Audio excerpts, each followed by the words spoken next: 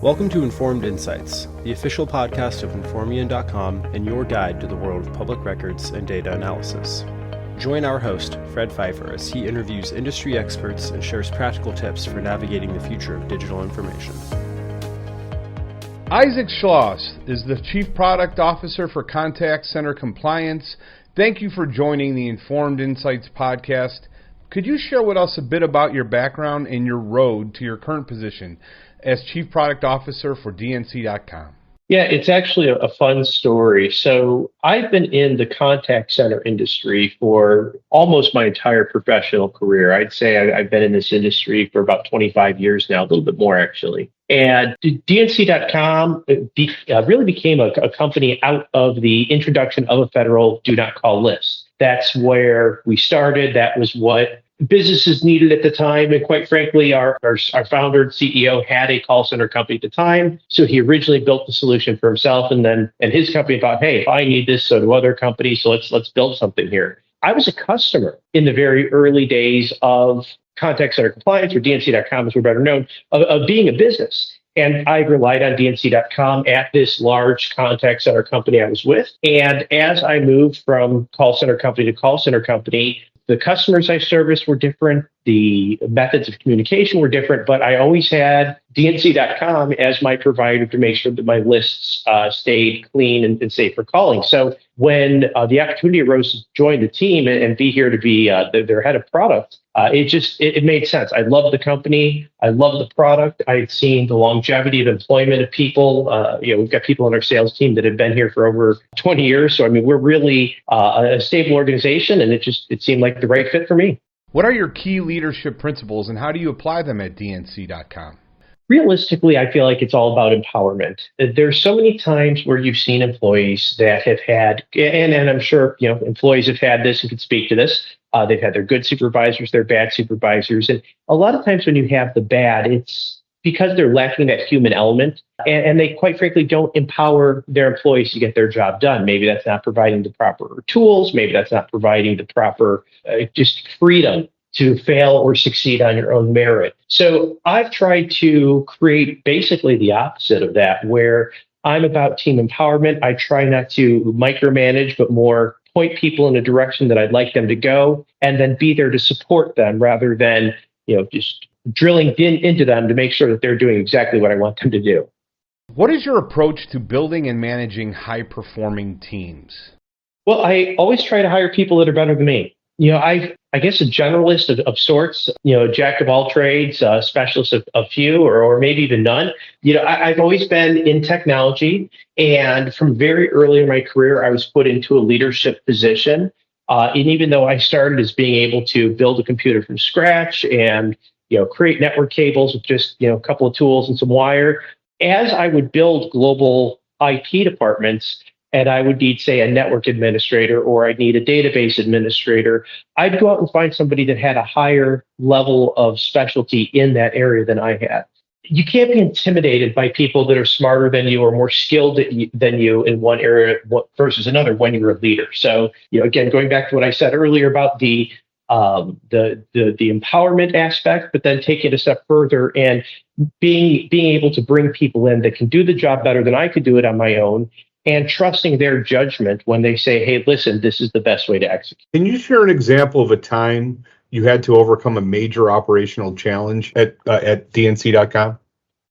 Yeah, absolutely. It's the biggest challenge I've had, and I really still struggle with this from time to time, is turning away revenue.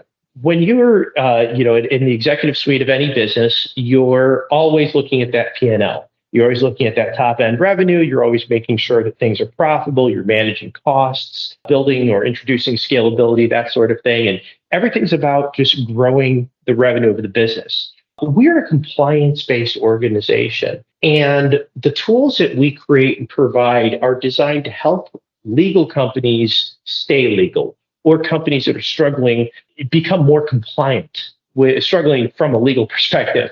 But at the same time, too, we get a lot of bad actors that want to try to come in and utilize our software to help them be a better bad actor, or be better at being a bad actor, I should say. So identifying those opportunities that don't quite align with what we do, and having to find the right way to say no and the right way to properly weed out those entities that are coming in and trying to apply. And we've employed a number of tactics for that, and we're constantly evolving that through our governance program, where we evaluate every single opportunity that we sign to make sure that they are, in fact, an entity with whom we want to do business.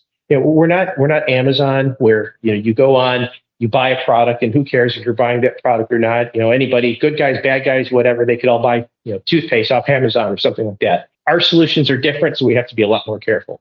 Can you share a personal story that highlights your passion for the industry? Oh, absolutely. So I have been in leadership positions in many advocacy groups for this industry, and these are always volunteer positions. These are jobs that we take on that other than perhaps a little bit of extra recognition on LinkedIn, there's no personal gain. But my mission as I approach things is to raise awareness of how we can have more meaningful and respectful interactions with the consumer market. There's a lot of entities out there trying to work with consumers in the US. Some are doing it in legal practices, some not, but even the legal processes aren't necessarily something that are consumer friendly.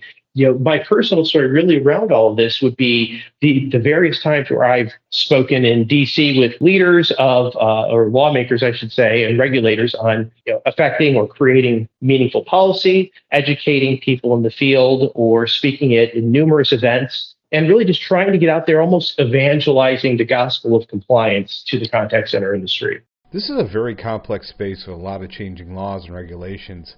So I'd love to hear your predictions for the future of customer engagement. Well, privacy laws are getting to be one of the big things that everybody's looking at right now. And when you evaluate the different frameworks that are out there, I think we're up to 16 or 17 different states that have their own privacy laws. AI is being heavily regulated.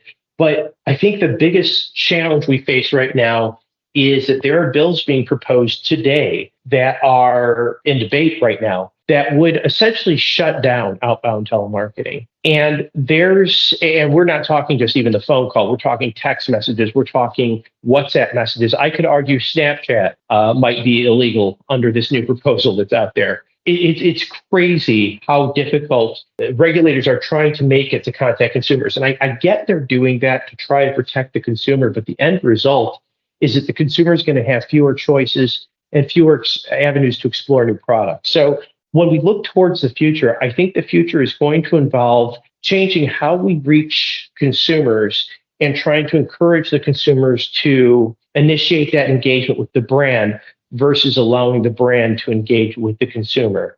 So a very different dynamic than what we've seen over the past 50 years since consumer marketing really became a thing over the phone. First of all, let's go back to some of those bills that are currently out there.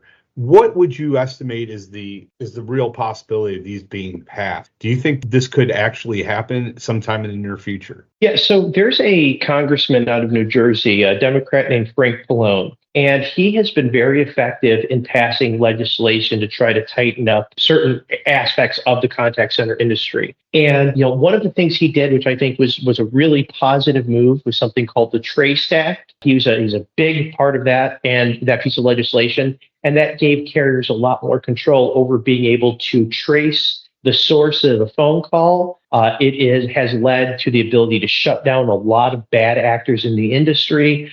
And so he's got a reputation of coming up, and this is just one of the many positive things that he has done. So I start with that because I don't want to paint Congressman Pallone in a bad light. I disagree with the current bill that he's behind, which is called the Do Not Disturb Act. And in the Do Not Disturb Act, he's trying to define or better define what a robocall is. And it's funny, you hear people talk about robocalls all the time and how robocalls are illegal and all of this other stuff. There's no legal definition at the federal level of a robocall. So he's trying to create one, which is great because at least now we can all know what we're talking about, what we're all trying to outlaw.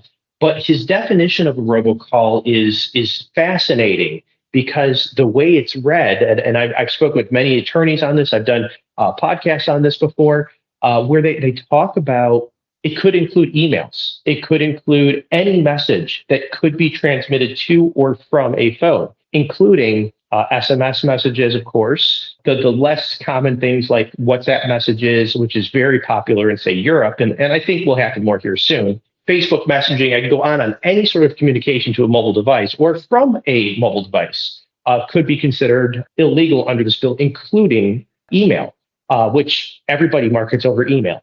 You take it a step further, and they're looking to limit the hours of calling from 9 a.m. to 5 p.m. Now, current federal regulations are 8 a.m. to 9 p.m. market time. Some states have more restrictive rules than that, but essentially, you're not talking anything super extreme. But in this new bill, the only time I'm allowed to try to sell something to someone in the U.S. is essentially when they're most likely to be at work.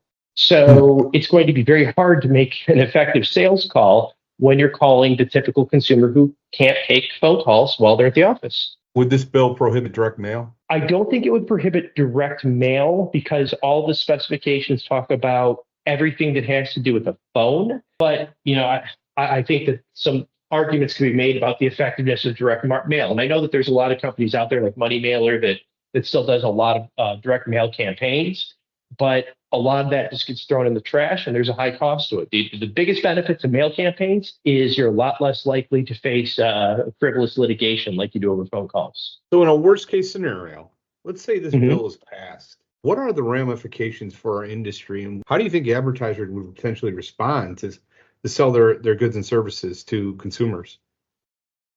I think they're going to have to try to put a lot more money into digital messaging, maybe Facebook ads. I think those would still be illegal, but I'm not sure. And Facebook isn't exactly the most popular platform these days, so they might have to try to, just employ a lot more social media advertising in general. But they've got to be very careful about how they do that because it could fall under this. I think realistically, a lot of legitimate businesses will close shop or will stop doing outbound marketing and will look to something else. There was a piece of legislation that passed last year. It wasn't a bill necessarily. It was a rule change by the FCC that changed some of the consent requirements. And by and large, it just has to do with pre-recorded calls, which I don't like pre-recorded calls unless we're talking about very specific use cases like a confirmation that a prescription has been refilled or something like that. But because these rules were getting so scary and so dangerous, I spoke with one woman, and I don't know if she'd want me to disclose her business, so I'll keep her anonymous, but she works for a very large, very reputable organization in the insurance space. She's, I believe, their chief legal officer. And she said that they just made a policy based on that alone to stop outbound calling. With that much more limited bill, in my opinion, stopping a large enterprise from doing outbound calling, I can only imagine what this one will do. So you're going to see a lot of workers throughout the U.S. lose their jobs in call centers. And you're also going to see a significant economic impact because a lot of businesses that try to drive blood donations, for example, won't be that effective because they're not able to reach consumers at the hours that they're most likely to answer their phone. What are DNC.com's key differentiators in the competitive landscape today? Well, there's a lot of companies that do pieces of what we do, but there's few that do everything that we do. So one out of the gate key differentiators is that we are a full service shop for many of your consumer contact compliance needs. So not only can we keep your lists clean, but we can also help more calls get through to your customers by, say, making sure that you're not getting mislabeled as a spammer when you're trying to call your customers or something along those lines. We've also been in business for a very long time. Throughout this call, you keep referring to us as DNC.com and or this podcast. And it's funny because that's how everybody knows us. We don't have that as a DBA. That's not our legal name. We are Contact Center Compliance. But I would be at a trade show and I'll say to somebody, hey, I'm with Contact Center Compliance, and tell them what they do. They say, wow, you sound a lot like DNC.com. I say, yeah, that's because we're the same company. This all goes to, or I say all this because we've been in the industry so long that we got DNC or do not call.com as our web URL because we were one of the first ones to the market with a product like this. So our length of time in the industry and providing solutions like this and many of our other proprietary solutions gives us a leg up because we simply have the experience to do it better than anybody else. How does Contact Center Compliance Corporation plan to stay ahead of the emerging technologies and trends in the industry today? Well, we're always looking ahead. We're always looking at the direction of the marketing industry and what our customers are going to need to continue to be effective marketers. Sometimes that's solutions, Sometimes that's education and advocacy. So as just one example, one of the things we're looking at right now, and you're getting very early information that we haven't even really advertised yet here. Congratulations. We're going to be hosting an advocacy summit in Washington, D.C. later this year, where we're going to be bringing business leaders, regulators, and lawmakers together to not only educate people who might be our customers or operating in our space as to what's going on in the regulatory landscape, but also schedule time to meet with lawmakers on the Hill and try to help educate them as to what's going on. I did a webinar maybe 2 or 3 weeks ago with Maine's Public Utility Commission. And I have 2 gentlemen on there who are behind a bill that just passed in Maine that requires the usage of a reassigned number database.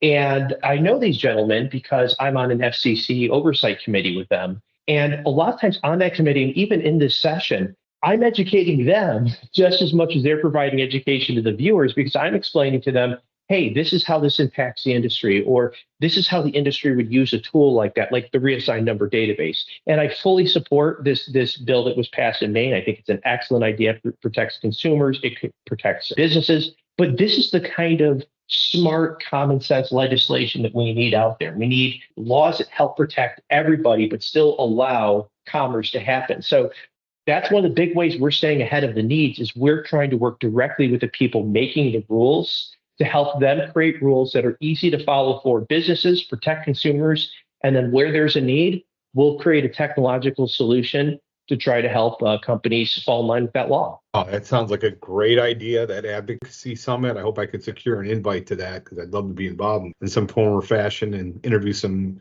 Hopefully have another interview with you again at that time. That'd be wonderful. What are the biggest challenges? I think we've kind of touched a little bit on it with some of these potential regulatory changes, but biggest challenges and opportunities facing your industry today?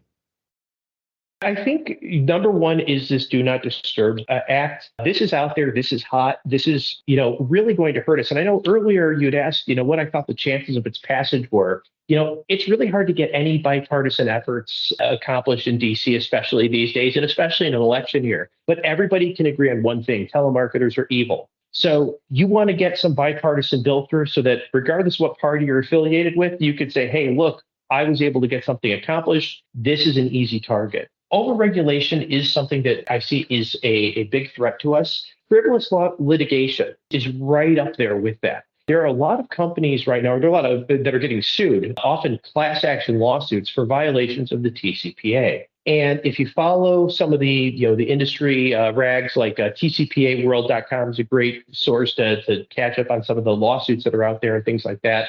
You'll read the details of these cases, and sometimes you're like, yeah, that company was stupid. They shouldn't have done that. Hey, good. They got sued. We're fine. But more often than not, you read that and somebody, their finger slipped on their keyboard or something like that. And, something trivial like that happened, and now they're being sued for $50 million. Or somebody filled out a lead form to be called, and now the defendant has to prove that person actually filled out that form. And if they can't, well, then they're on the hook for millions of dollars. I watched a webinar last week that a colleague did, Eric Troutman, and he was interviewing a guy who's known to be one of the big professional plaintiffs out there that just continues to sue people for a professional to make his money. And he even said, hey, I lost this type of case. I'm going to stop bringing lawsuits under this type of case because I just don't think I can win them right now. So instead, I'm going to work with Pallone and others in DC to try to pass this bill, because I think that this will help straighten things out. And ultimately, and he didn't quite say it in these words, but ultimately it benefits the type of lawsuits that he goes after. Very little consideration of the consequences of that for a lot of these businesses that are legitimately trying to engage in reputable commerce. Absolutely. And this is a practice that started once the TCPA was modified to have private right of action provisions that also applied to calls to cell phones. And when this started, I remember Forbes even ran an article about a woman who kept a shoebox full of burner phones under her bed. And anytime she traveled, she took those burner phones with her. And she came out and said, this is according to Forbes, so I'm quoting Forbes, something to the effect of, this is my business. This is how I make money. And in 1 year, I think she made like $800,000. And all she did was she waited for her phone to ring, and then she sued the company that called because she had gotten all of these phone numbers that were recently returned by someone. It was in an area of Florida that was suffering a massive economic downturn. So she was getting lots of collection calls that were meant for the prior owner of that phone number. But since they didn't own that phone number and she might have been on the do not call list or something like that, she was able to generate a lawsuit. There's lots and lots of stories who have made big bucks doing that and just little onesie twosie lawsuits. Now a lot of them make their money on class action lawsuits, and businesses, reputable, good companies are often on the hook for tens of millions of dollars. What are some of the most exciting new features or functionalities that DNC.com is currently developing? So right now, one of our biggest focuses is on call deliverability. Businesses are having a tougher and tougher time getting consumers to answer their phones. So we're continuing to refine our product and again, this is one of those areas where I have to turn away a lot of customers. But for those truly compliant companies, we try to help come up with new ways to get their calls to be delivered so that people who want to talk to them get their phone call. I speak in some seminars all the time and conferences all the time. And a lot of times I'll name my session something like spam likely, don't attend this session. Because the whole purpose of it is, hey, when you get a phone call and the phone company is saying, you don't want to answer this phone, you don't. You instinctively say, hey, it's spam, I don't want it. But maybe that's your doctor's office calling you. Maybe that's your kid calling you. So we're coming up with new features for that. We're also creating tools to help phone companies because believe it or not, phone companies can't even fix their own spam problems. And they're getting brand new phone numbers that they're buying from the North American numbering pool and finding out that it's already labeled as a spam when they give it to their first customer to use it for the very first time. So we're trying to create more solutions to be more proactive, fix that quicker and better, and allow legal companies to talk to the people that want to talk to them. Can you share a specific example of how Contact Center Compliance Corporation has helped a client achieve significant success? Oh, absolutely. We have clients that come to us in panic and desperation on a very regular basis because they can't get their customers to answer their phones. So their revenue is dropping or their mission of customer communication is failing because they can't get calls to answer. So we help with those situations. I'd say right behind that,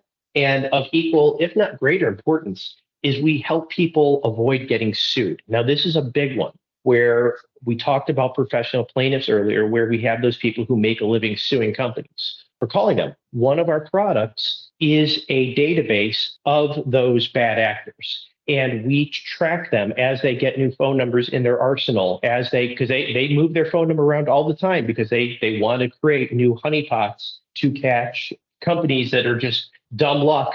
They called the wrong phone number. We try to help detect that, and we have had a great success in preventing lawsuits. In fact, if you go to our website at DNC.com, we say right there on the home screen that there have been 0 lawsuits, 0 fines from bad data that have come from the usage of our software. And we've got a running counter on our website. I think we're somewhere in like the 80 billions or something like that, as far as how many records we have scrubbed to help keep our consumers safe. What are the biggest pain points, would you say, that most clients come to you with that you're helping to solve, and how do your solutions address them? Number one is nobody's answering my phone calls.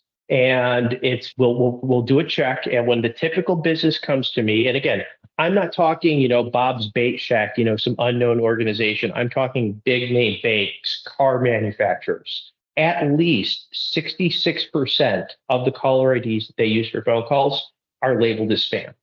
So right out of the gate, you've got these companies where if I name some names, you would say down the list, yep, know them, yep, know them, yep, know them. And you would know that they're all legitimate organizations. So that is the biggest pain point they have right away, is nobody will answer my phone because everything is labeled as spam. And I've reached out to all the phone companies. I've done everything I could do. Nobody can fix it. Please help. I need to make phone calls. The second one is somebody's coming to us and they're bruised. They're hurt. They're in recovery mode because they just got out of a lawsuit. And they just lost tens of millions of dollars. They had to shuffle the deck with the E-team because they had to show shareholders or whomever that they were making some serious changes. And they're coming to us and saying, hey, we're lost. We don't get it. Our lawyers don't get it. What are we doing wrong? How can we be a more compliant business? And they need that education and they need that capability to be good actors. Let's say you're a business owner listening to this pod right now. and you're concerned, what advice would you give in terms of just remaining compliant and their outreach to customers? Yeah, the first thing I would say to them is you could still market. You could still make phone calls, send text messages, and not have to stay up all night wondering about who's going to sue you.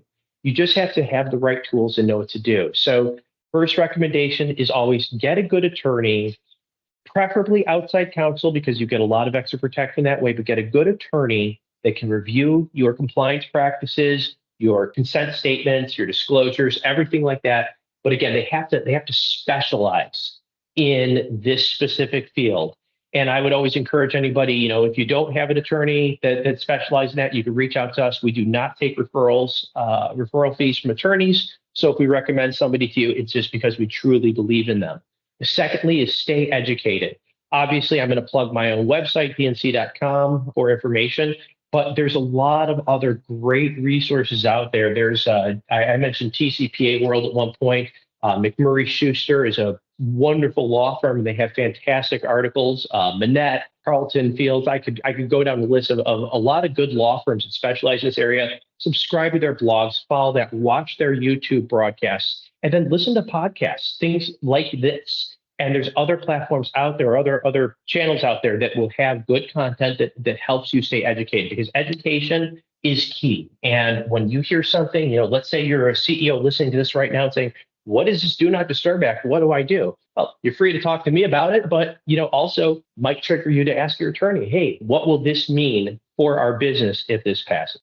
We've been receiving a lot of questions about the changes the FCC initiated this past year and the ramifications on our industry. Could you give your opinion on, what those were for those who are still a little confused? Do you see additional ones? I know we've talked about a lot of legislation that is out there, but specific to these FCC changes, could you elaborate a little bit on what you see going forward? Sure. So the FCC, the biggest thing that they've changed, in my opinion, is the one-to-one consent. And the one-to-one consent, I believe, is just due to consent for phone calls, and specifically phone calls with pre-recorded voice. Now, the reason I say I believe is because there is some question as to whether or not that also applies to consent for people on the do not call list. So, just high level overview of this is consent for the do not call list means, hey, I'm on the national do not call list, which I actually am on the national do not call list.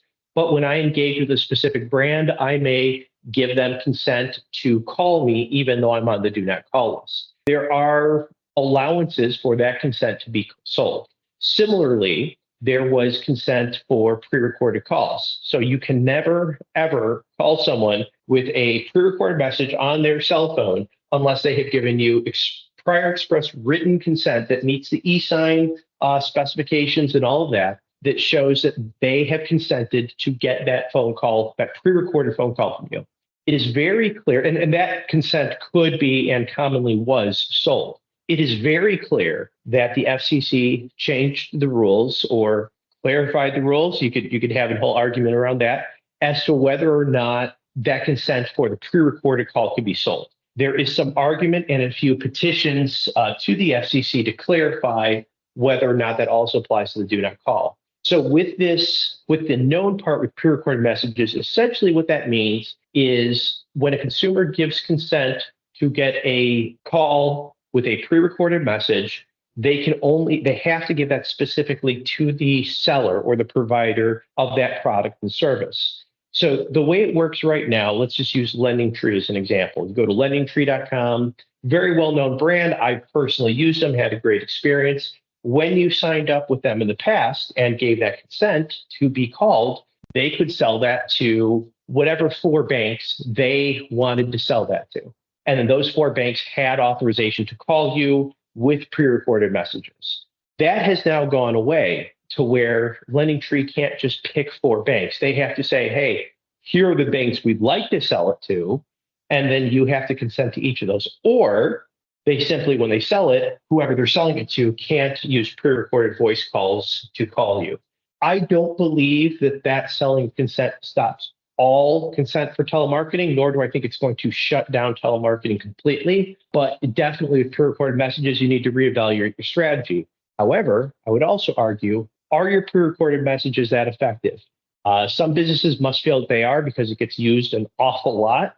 But I know as a consumer, I don't like when I answer my phone and I've got a message being played to me. If someone needs to talk to me, I'd rather talk to a human. Isaac, I can't thank you enough for your time today.